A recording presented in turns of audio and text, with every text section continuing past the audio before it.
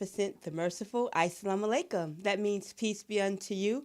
Welcome to Liberated Sisters. I'm Sister Charlene Muhammad, your host, and we have an exciting show. I'm excited about it for you today. We will have the Farrakhan Factor that will feature excerpts of The Lull Before the Storm. This is the message delivered by the Honorable Minister Louis Farrakhan's National Assistant, Student Minister Ismail Muhammad from Mosque Mariam at the Nation of Islam's National Center on yesterday.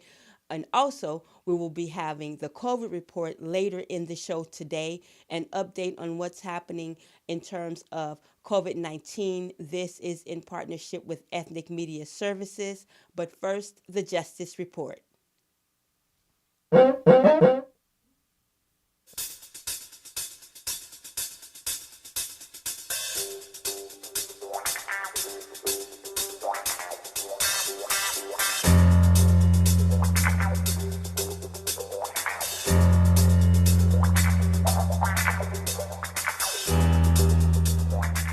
In today's Justice Report out of the Final Call newspaper, as we prepare to hear from our great brother editor-in-chief, Brother Naba Muhammad, who will be joining us to go deeper into the Justice Report today. We feature the Final Call newspaper current edition, which you can read at finalcall.com, and we invite you to subscribe at finalcalldigital.com. And so the cover today, The Unraveling. Here it is. Instead of bringing the U.S. together, election 2020 revealed deep racial wounds, political animosity, seething anger, and ugly violence in a nation divided against itself. Coming right out on page 2 of the Final Call. By the way, that cover story coverage begins on page 3. Commentary on page 2, Master W. Fadr Muhammad, an introduction to the theology of the Nation of Islam. Brother Demetric Muhammad of the Nation of Islam Research Group goes into how the video, the song, the art by rapper, hip hop artist Busta Rhymes features the master in a way never before, and the video is streaming on all platforms. The name of the title is Extinction Level Event 2. Busta Rhymes is streaming it on all platforms. On page 2, right after the cover, is Brother Demetric Muhammad's story. Coming around in the next story on page 3 is Anisa Muhammad, our contributing writer, Election 2020, The Aftermath. The Final Call goes into fractured America, distrust, and an increasing racial divide. And again, stay with us as our editor-in-chief will be with us soon to speak about some of the stories that are highlighted in the Final Call right now. And in fact, we'll bring in Brother Naba Muhammad to take us deeper and highlight what's on tap. Again, finalcalldigital.com. Brother Naba, assalamu alaikum, and welcome back to Liberated Sisters. Well, walaikum salam, sister. Thank you for having me back. And I hope I didn't inconvenience you. But it's always an honor and a pleasure. I was trying to get my little walk in. That's right. That's and right. got my times twisted, but thank you. That's right. We want that for you, and we love that. And no, you're quite okay. I really appreciate it. You know, Brother Naba, the platform is open to you and any of our staff anytime because this paper is just so critical. And myself, obviously, obviously, being a part of it, I just love to be able to spread what's in it. And so, whatever's convenient for you, dear brother. I want to just mention one other thing before Brother Naba gets into the coverage this week. The cover story by the Honorable Minister Louis Farrakhan, Come Out of Her, My People. I want to pinpoint that for you. So, Brother Naba, if you could take it away and talk to us about the... Oh, I'm sorry, one more thing. I want to say it now rather than later. Brother Naba has behind the Final Call as well with Brother Troy Muhammad. You can go to Brother Naba, is it your YouTube page or Brother Troy's page where they could see past editions? You can probably go to Brother Troy's YouTube page, and Okay. Yes, we've sir. that program is kind of in abeyance, but maybe we'll bring it back. That's right. And the information is there so you can kind of get a feel for it. And in the meantime, brother has agreed to do some highlights on Liberated Sisters. So, Brother Naba, take us there in terms of the final call coverage this week and how important it is as every issue. Well, absolutely, sister, and we hope that our readers will either go to Final Call or Final Call Digital, where they can both see what we do and they can subscribe, as well as the fearless brothers of the FOI are back on the street That's right. in the middle of a pandemic with the print edition to try to deliver this word of light, life, and power to our people. So, we're extremely proud as always. But the unraveling, Mm. and I think it's very important that our subhead is instead of bringing the U.S. together, election 2020 revealed deep racial wounds, political animosity, seething anger, and ugly violence in a nation divided against itself. I think that this is election 2020 and the counting of the votes and the aftermath of what President Trump has said, which really threatens this democracy in a way that's, man, some people have said this kind of division has not been seen in the country at this level since literally the time of the Civil War. Hmm. So we have a nice little package of articles, beginning with our cover, which is the lead off to our coverage of election 2020, fractured America, distrust, and an increasing racial divide by Sister Anissa, where she delves into some of these subjects. Mm-hmm. And one of the things that I'd like to kind of refer to is this is a statement from Dr. Greg Carr, chair of the Department of Afro-American Studies at Howard University. And he was interviewed by Sister Anissa. And what he said was, white people in this country showed us in this election that they will once again pick white supremacy over their health. And he was saying that exit poll data showed that even those who voted for Trump, now consider this, even those who voted for Mr. Trump felt Mr. Biden would do a better job of handling COVID-19 than Donald Trump. But yet, as Dr. Carr notes, yet they voted for Donald Trump. Meaning I literally picked my whiteness literally over my health and potentially my life. I would rather die than not support white nationalism. So that's a very, serious thing. I mean, if you think back to what the expectation was before the election, there was kind of this expectation that there would be a wave that would kind of repudiate Trump and sweep him out of office. At least this is what the pollsters kind of led us to expect to a degree. Mm-hmm. And there was this expectation, even I think, with the mail-in ballots, that represented a kind of repudiation of Mr. Trump. But what we found, there really wasn't a repudiation. Because, excuse me, while Mr. Biden, as of last night, may have gotten about 76 million votes, Mr. Trump had gotten over 71 million. So Mr. Biden's total is impressive, but so is Mr. Trump's. Because Mr. Trump lost with more votes than Mr. Former President Barack Obama won with when he ran in one of his elections.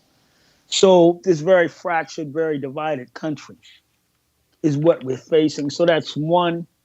Then, of course, we have a piece asking the question, big promises, but too little progress for Black voters. This is by Brother Brian E. Muhammad. And it delves into the subject and the question of the mainstream type of politics that we've been engaged in the future. What our participation has meant in particular for the Democratic Party. But in this case, if you believe that Mr. Trump was a threat to American democracy, then black people not only saved Mr. Biden, but black voters literally saved American democracy. And if you look at the statistics, right, how whites vote, it's almost an even split, Republican and Democrat. So the question becomes, who provides that margin of victory? And in particular, margin of victory, not just in total votes cast, but the margin of victory in those states and places where those who can decide, because they're able to impact areas and then impact the electoral college, right? Mm-hmm. So that's what you saw in Michigan coming out of Detroit, black vote. It's what you saw in Wisconsin, coming out of Wisconsin, Milwaukee, black vote, right? Mm-hmm. Um, Coming out of Philadelphia, coming out of Pennsylvania, Philadelphia, black vote. So in this article, we talk about what has that kind of participation yielded for us. So we think that's a very good story. Mm-hmm. We have a story by our senior editor, Yes. Brother Askia Muhammad out of Washington, election 2020. Biden wins, but white supremacy won't quit. I think that speaks for itself. Mm. But this is serious, serious um, questions. And so we wanted to devote enough time to that Mm-hmm. because this election is certainly crucial. I don't think we've seen anything like this in modern politics. It's been a long time. And Mr. Trump's refusal to hand over the reins of power, not only symbolically, unless something's changed in the last hour that I don't know about, Mm-hmm. but not only symbolically, but in terms of directing elements of the US government that he controls because he's the chief executive. So he controls the different departments, such as offices like the General Accounting Office, General Service Offices, and these administrative types of offices, who then are part of moving or helping the new president move into office. Mm. So Mr. Trump's, and I'm sure most of you have probably heard this by now, Mr. Trump's refusal to capitulate is not just a show of good faith and good sportsmanship, but he has not directed the federal agency that's responsible to free the funds that Mr. Biden is supposed to have access to as he begins his transition. Mm. And I think the figure I heard that they needed was about $6 million or something like that, because you're only talking about a couple months until the inauguration. So the question becomes now, um, what will Mr. Trump do, if anything? And if he provides no money to Mr. Biden or allows Mm. the transition to provide no money for Mr. Biden, what does that mean? I'm sure Mr. Biden and his donors will find a way, I believe, if necessary, to kind of self-fund that operation, Mm. if it's allowed under federal law, because I don't know, but I'm sure they will be able to find the money. But the question becomes, there's also briefings that should happen. They're also beginning to connect with, for example, security agencies. There's the need for security clearances. There's a whole process of people and resources Mm-hmm. and policy briefings and things that you don't get to know until you become president, Yes, sir. Mm. period. So there's now the question Mm. that if that doesn't happen until December or January, right? Mm-hmm. Because in December, the official electoral college should meet and they should cast their votes. But there's even a wrinkle in that because the question is, will these electors, and remember, America is ruled by Mm-hmm. the electoral college and not the popular vote. So basically, each state will designate a slate of electors who will gather and they will cast the official vote for president, vice president. Man, but the question is, are they going to, will the states Mm. and will these electors follow the will of the people in their states? And what happens if Mr. Trump tries to disrupt this process? Because what I have heard so far is that while there may be some constitutional answers, a lot of people are saying we really don't know because we've never been at this point in American history. Yes, sir. So that's significant. So, Yes, and sir. and we have other, other pieces. You definitely should read the Honorable Elijah Muhammad's article. Yes. The dead are rising; they seek their own. The minister's article, "Come Out of Her, My People." People. Again, just very, very insightful. And I think that if you have not heard his or read his Mm-hmm. words for yourself, I think you could benefit just from considering his Mm-hmm. point of view. While I was out for my walk, Mm-hmm. I was thinking to myself, man, I live in the hood. Okay. And, kind of purposely for the last kind of 25 years. And it's inconvenient and frustrating sometimes. Mm. But, I'm reminded whenever I go out of the condition our people face, the conditions. Yes, sir. And so my point of view when I look at politics is from that viewpoint.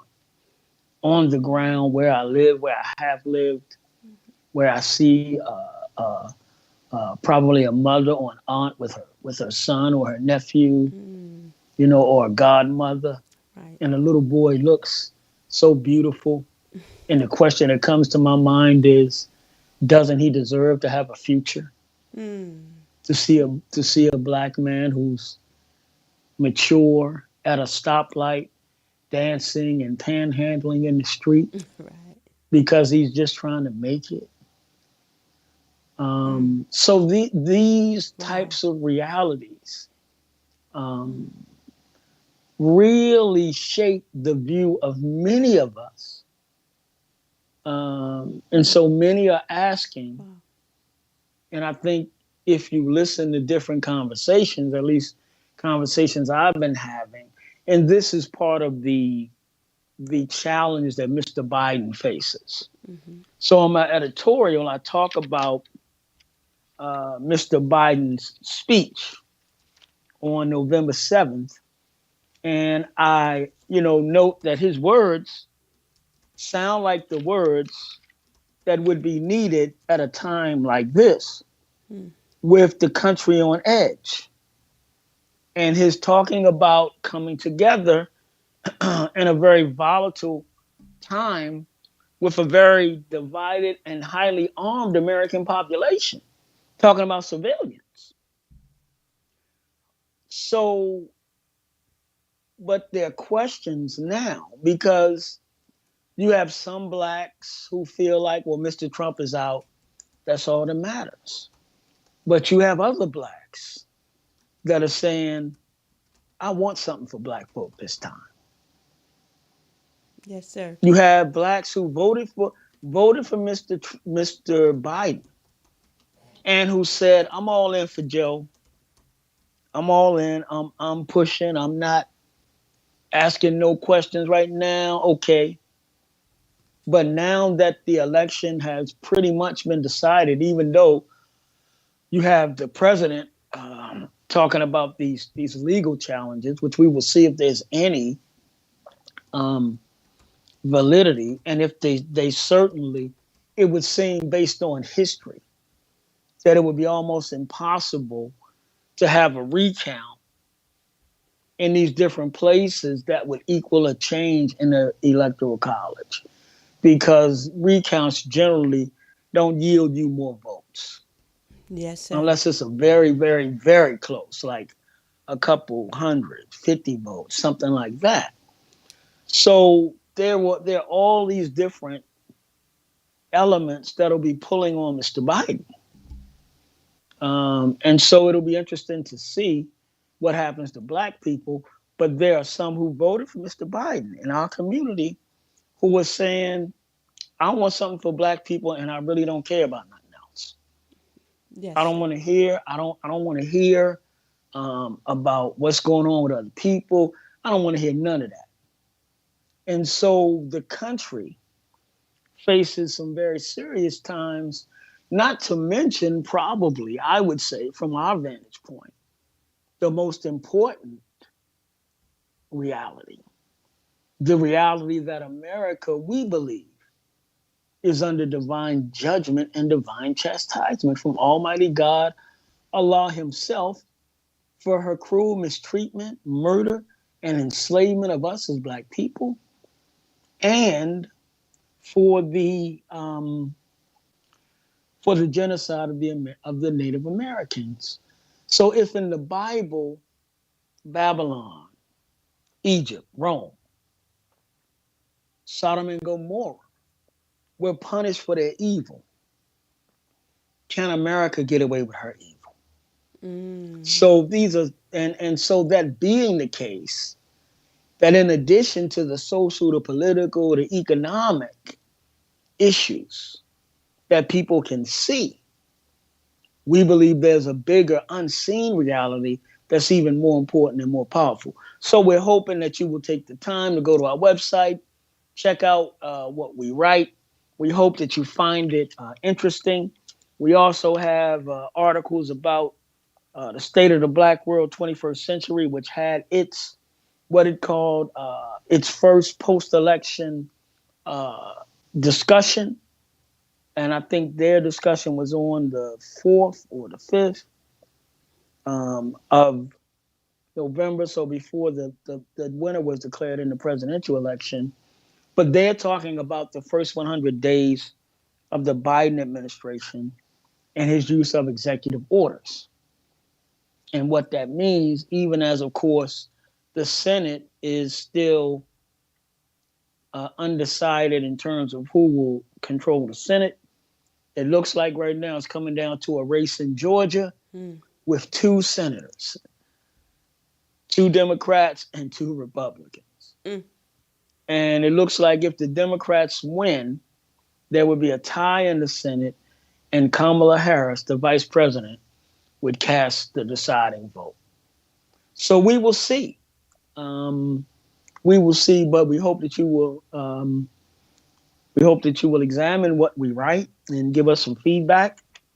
And we hope that what we write is enlightening to you and gives you something to think about. And if you go to finalcall.com, or if you subscribe, or if you please pick up the print edition from the brothers, pick up a couple copies, maybe arrange for the brothers to just drop it off at your house every week. They can leave it on your porch and you can cash app them if you need to or whatever. Mm-hmm. That's right. PayPal them. I'm sure we can work out hands-free delivery if that's what you want. That's right. But we believe this is a time that we not only do we need information, but we need insight. Thank And you. we believe and we humbly say that the teachers of the Honorable Elijah Muhammad and the Honorable Minister Louis Farrakhan offer us that divine insight that we need.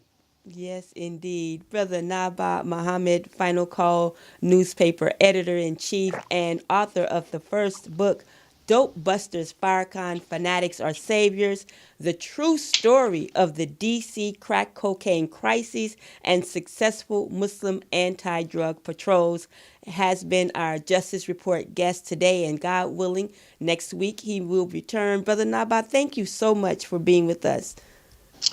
Thank you, sister. And I'm going to strive to be on time next time and have You're myself in fine. my seat and ready to go. Thank Yeah, you. no, praise be to Allah. Assalamu alaikum. Wa alaikum salam. Thank you. Brother Naba and the whole Final Call staff is coming off of press night. And so to be able to have him here to help us um, further raise awareness about what we have put together, what the writers and Sister Starla, his assistant managing editor, right? Everyone, the publisher, has presented for us and for you is important because the press nights can go very, very late. And a brother had his walk, and so yeah, we really appreciate that. So you can go to his page. It's Richard Muhammad. You will also see Naba there to order the book, and also again, we ask you to subscribe to Final Call newspaper at finalcalldigital.com. Pardon me, I'm looking all over the place because so many texts are coming through on my screen. But right now, coming up is the Farrakhan factor.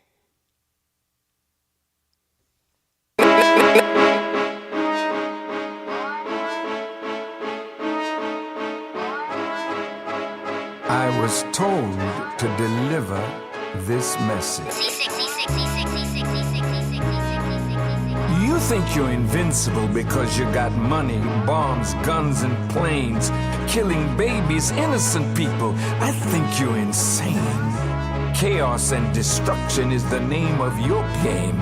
Somebody's got to stop you before the whole world goes up in flames. So he told me to tell you, I'll fight you. For my brothers, we can go to war. Fighting for my father. In this Farrakhan factor, we come right out of the Nation of Islam's webcast archive. And thank you, Brother Abdul Qiyam Muhammad of the Farrakhan Twitter Army, Minister Farrakhan's social media director, for condensing the message delivered by Minister Ishmael yesterday so that it would be so easy to snatch that down and share it with Liberated Sisters. But on Sunday, November 8th, Student Minister Ishmael Muhammad shared direct words of instruction, guidance, and warning from the Honorable Minister Louis Farrakhan regarding the climate surrounding the 2020 presidential election, President Donald J. Trump, President-elect Joe Biden, and Vice President-elect Kamala Harris.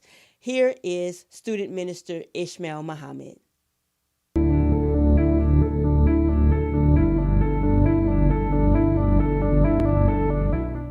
How we act, how we react, what we say, and how we say it is critical in the current climate. In such a time like this, the minister recently said to the Executive Council, quote, that we have to be wise. We have to be so wise in this hour to come through it with a minimum of loss. But surely by the time man is in loss, except those who believe and do good and enjoin one another to truth and enjoin one another to patience.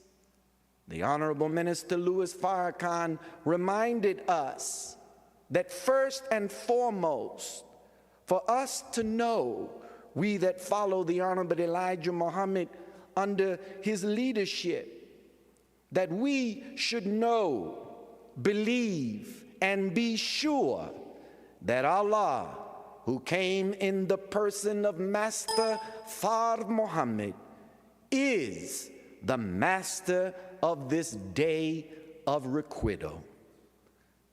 He said to us, nothing happens, brothers and sisters, without the permission of Allah God.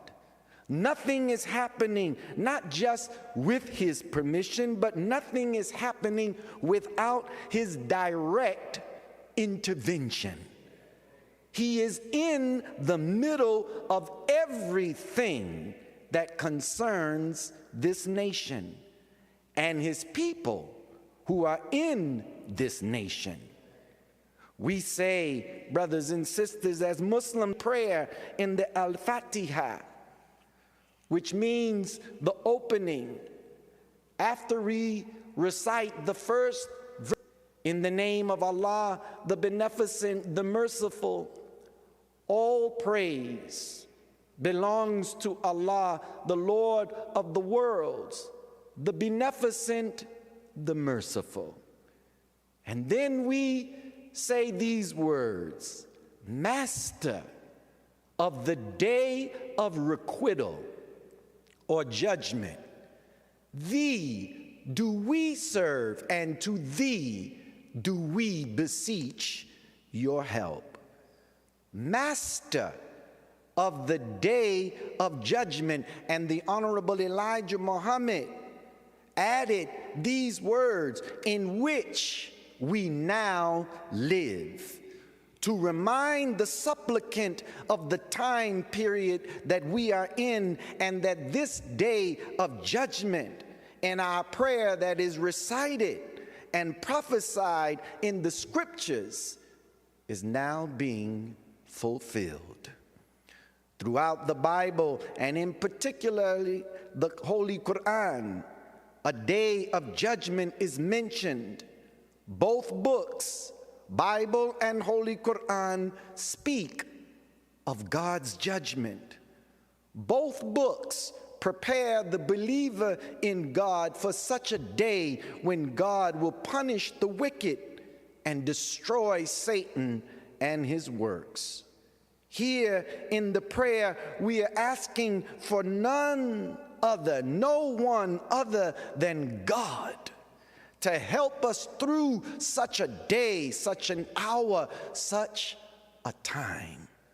We beseech your help.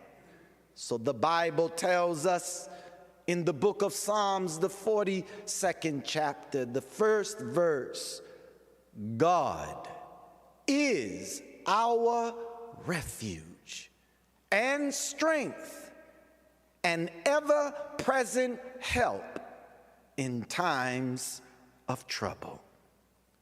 The minister said to the council, many of our people are heavily invested in the outcome of this election.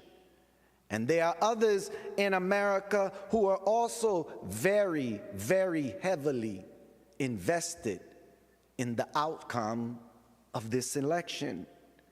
He shared with us, quote, that he does not know of another time that has been exactly like this. Mr. Biden, according to what we are hearing, is not only ahead in the popular vote, but it was just reported on yesterday by all of the news media that he has won enough of the electoral votes to be the next president of the United States of America. But there are so many unseen realities that will be coming up in the next few days as they continue to count the votes. We, as members of the Nation of Islam, the minister said, quote, are not invested in this, because whoever wins, quote, if it is the right one, end quote, the messenger of Allah, the Honorable Elijah Muhammad, said, it will delay the hour of reckoning that America is facing.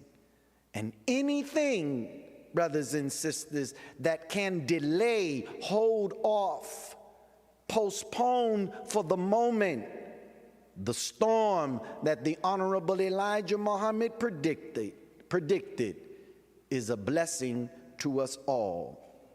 The Honorable Minister Louis Farrakhan gave us in our study guides a study course entitled Rising Above Emotion into the Thinking of God. Because if we allow our emotions to get the best of us, our emotions cloud judgment and impairs our ability to see and make proper decisions and judgments in a time such as this. So the minister said, quote, since he, Allah God, is the master of this circumstance, we should not be emotionally invested in anything or anyone but God. For he is the master of this development, however it evolves. And then he said to us that he did not want any follower of the Honorable Elijah Muhammad under his leadership, our leadership. And he qualified that statement by saying, notice how I said under our leadership, meaning the two that back me and myself. And if you are with me, the two of them are your teachers and leaders as well.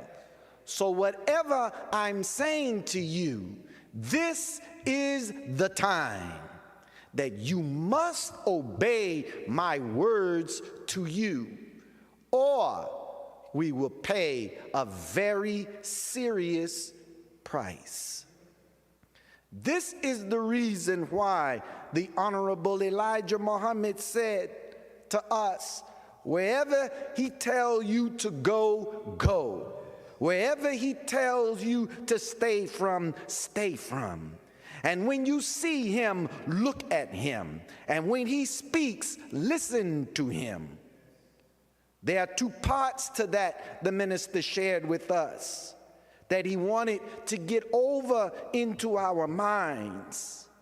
And what the Honorable Elijah Muhammad said, he said, continue to hear my minister Farrakhan. The minister said, quote, this is more appropriate for you or equal to the next breath you take. Listening to your brother, he said. His teaching, referring to the Honorable Elijah Muhammad, is a bearing of witness of me. And if you continue to listen to me, Elijah Muhammad is speaking.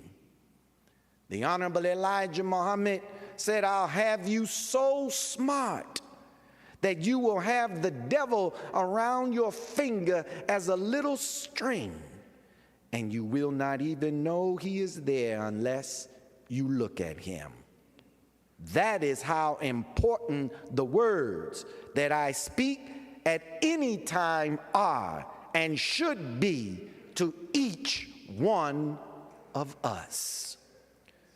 So we have been given a directive from the minister in the nation of Islam, but what is good for me is good for you. And what is good for those of us who follow the Honorable Elijah Muhammad under the leadership of the Honorable Minister Louis Farrakhan is good for every member of the black nation.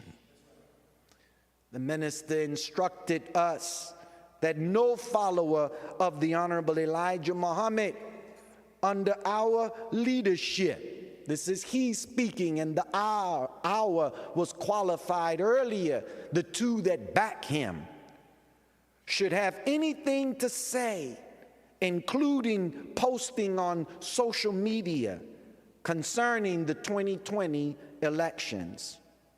He advises us and directs us that we should just be quiet. Let Allah speak through the events that he is bringing to pass. Brothers and sisters, this is a very serious and dangerous hour we have entered. We know that President Trump is a very proud man, and he loves to win. But losing, the minister said, he can't handle that too well. And the minister said that if he should lose this election, and a man that he mocked, that he thinks is so inferior to him, wins, and if the whites of this nation look at him and see him in a weakened state, even in victory, then the image of Kamala Harris as vice president, a heartbeat away from the president, becomes a focus. So white people have come out in record number out of their hiding places from rural America to vote for Mr. Trump, hoping that if they poured out in great numbers, he would win. This is the condition of America right now. People on both sides are heavily invested. People on both sides are being fed toxic words, words that undermine the institutions of America, words that are an anomaly to the behavior of presidents, words that are an anomaly to the peaceful transfer of power. So this toxic, poisonous, explosive talk, the minister said, can be set off. The president's rhetoric and careless speech is feeding his supporters. So emotions are running very high. Nearly 150 million Americans voted in this election, a record number. And right now, according to the latest numbers, nearly 75 million have cast their vote for Mr. Biden and over 70 million for President Trump. So the country is divided, and the focus in the battleground states is on the population centers of Pennsylvania, which is Philadelphia, Georgia, Atlanta. In Michigan, it was Detroit, Wade County. So it is the votes coming from the inner cities, the most populous of the population in these battleground states. And it's largely has come in from the African American community. This means and shows that our vote has, according to what they reported, determined the outcome of this election. Now, you recall from last week's article where the minister was quoting from the scriptures, where God is talking about vexing the enemy with a foolish people, and how the minister pointed out the behavior of blacks and what whites in this nation have looked at on their television, and how bold we have come out. And in recent months, and the NBA, Black Lives Matter, and they are speaking to us in a manner that they in their minds feel is not our place to speak to them in that manner. So the sentiment is in the country is that blacks should be put in their place. Now look at this. Now, if Mr. Biden and what has been announced, that he will be the next president of the United States stands, then the minister has said to us, we don't get involved with joy or the emotion of the loss. We go to our God.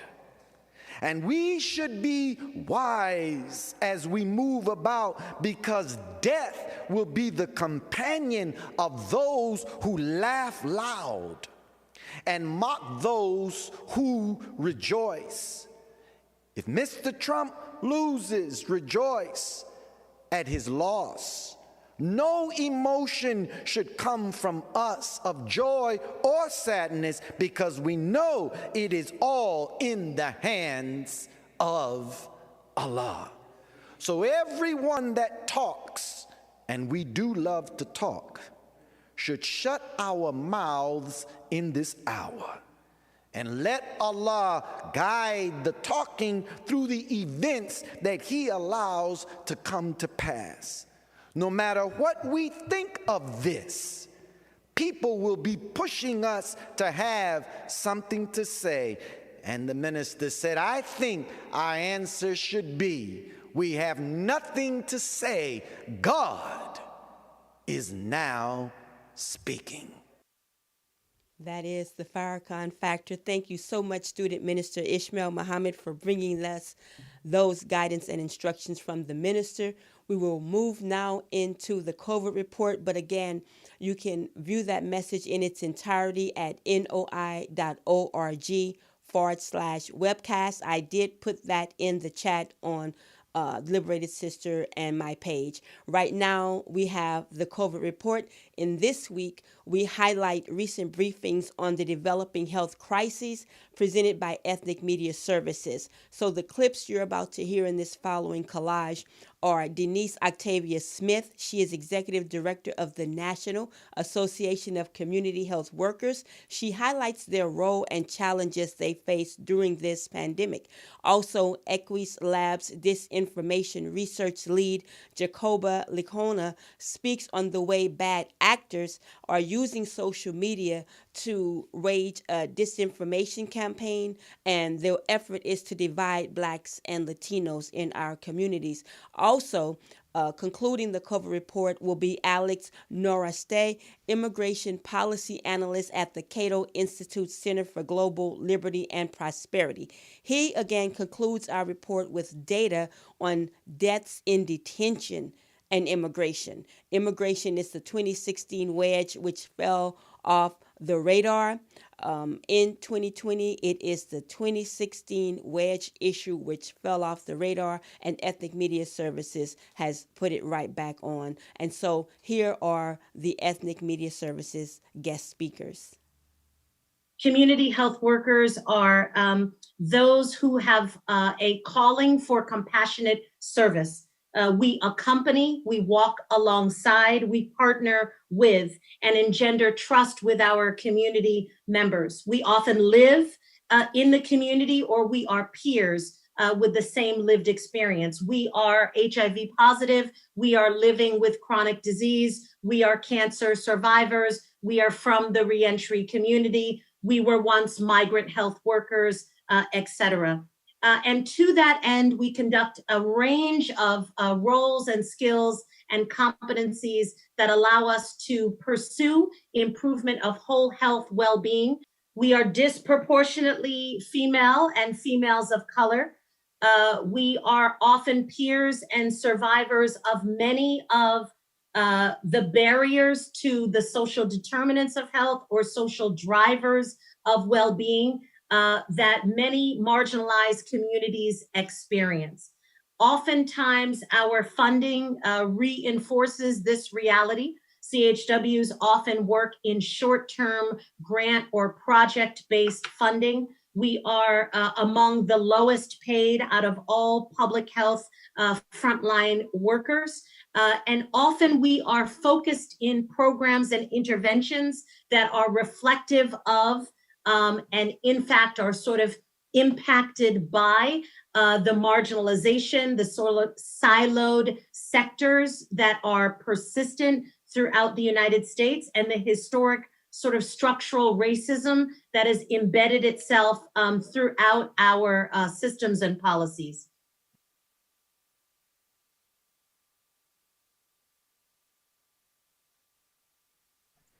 And then I want to go a little bit more into detail about the narratives around violence and crime. So we're seeing bad actors trying to create racial tension and division among these communities of color. And we continue to see this narrative being pushed in Latinx spaces around the protest violence. So we not only see bad actors attack Black Lives Matter more broadly, but we often see them, tap into racist tropes or white supremacist narratives. So you see from these screenshots here, many, these are all Latinx accounts, some of them Spanish accounts, where they activated around the murder of a young white kid and specifically promote, race blindness by pointing out that a Black man was a suspect, as you can see from the second and third post. But they use this story to, criticize Black Lives Matter in the media for essentially not protesting the death of the child and for staying silent, which is something that we've seen throughout this year, especially in Latinx spaces. We saw it around the death of Vanessa Guillen, where users were criticizing Black Lives Matter for staying silent and would claim that they didn't care about Latinos or they don't care about anybody outside of the Black community. And this is just another example. The post on the right, it's a narrative that Black Lives Matter is silent on Black crime. And then they use that to claim that the real issue is Black on Black crime over police brutality and systemic racism. So when it comes to deaths in detention, we've seen a sharp increase in the year 2020, the fiscal year, which ended at the end of September, of an increase of up to 21 people who have died in immigrant detention, which is up from 8 people over the 2019 fiscal year. And this is over a time, by the way, when the number of people admitted to ICE detention facilities is much lower than it was in earlier years. So for instance, in 2019, 511,000 people were admitted to immigration detention. In 2020 fiscal year, it was only about 177,000. So you have a much smaller pool of people going into immigrant detention facilities, but a much larger number of people who are dying. So much so that the death rate in ICE immigration detention in 2020 was 11.8 per 100,000 admissions, which is almost 7 times higher than what it was in 2019, and the second highest that we have on record. The only other year that was slightly higher was in 2004, which is right when they started to actually keep statistics on the number of people who died in immigrant detention facilities. Now,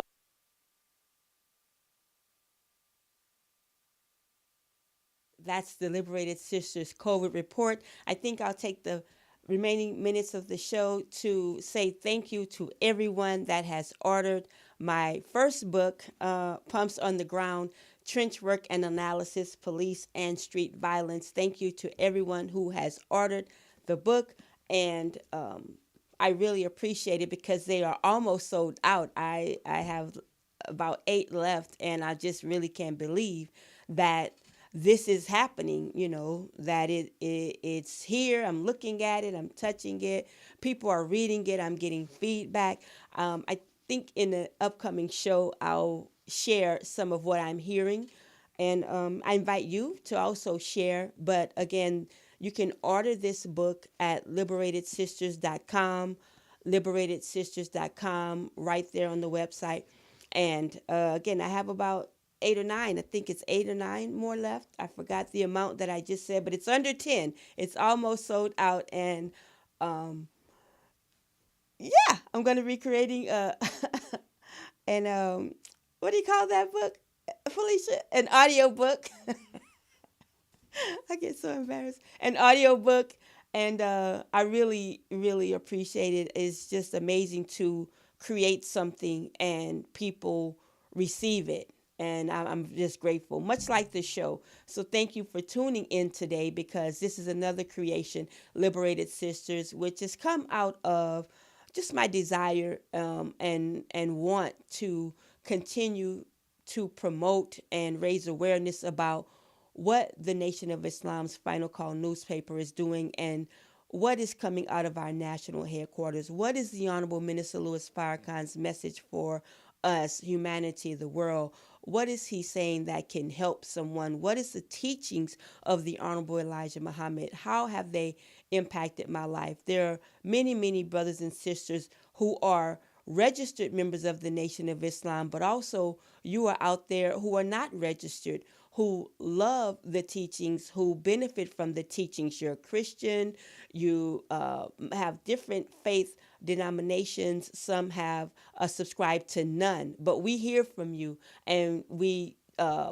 mainly with Liberated Sisters wants to continue, and I enjoy being a vessel to give that information to us. And so, inshallah, again, we will be hearing from our editor-in-chief, Brother Naba, God willing, more, because the final call is the bastion of truth. It's bold, it's out of the mind of the leadership. And so we would like you to subscribe at finalcall.com. That's just a little bit snippet of what I'm doing here, and why I thank Felicia the Poetess Morris so much, and Morris Media Studios, for having us here. It's a beautiful home.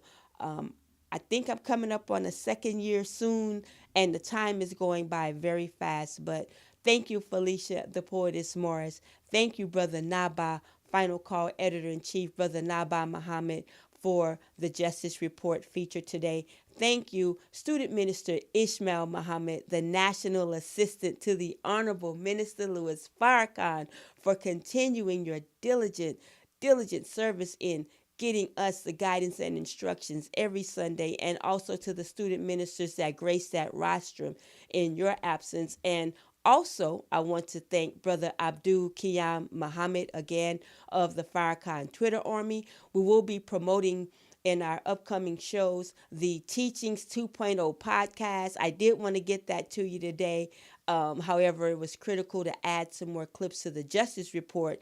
I'm sorry, the COVID report, because what's coming down with the COVID-19 pandemic is important as well. But Brother Abdul Qiyam has the Teachings 2.0 podcast. You can subscribe to it and get it at Apple podcast, and also just go to his YouTube page, his Twitter page. He's very active, as you should know or may know, and you can access it there. So I'm Sister Charlene Muhammad saying thank you so much for joining us today. And if it's impacting our community or can uplift us as a people, let's talk about it. Peace.